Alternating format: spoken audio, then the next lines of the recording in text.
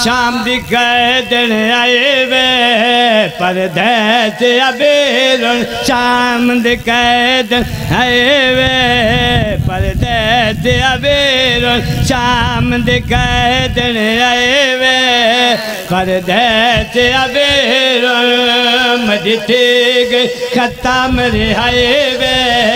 परदेस अबेरुन भैन देखिया जे हुसैन वीर तेरे सजे पासे नाल कौन है अजे अकबर है मेरी सैन देखे अजे खबे पासे नाल कौन है मेरा असगर है चले अकबर ते असगर दा नाम है मेरी सैन देखे अजे अपने बच्चर तकोल समैने अपने पुत्र तकोल समैने अपने पुत्र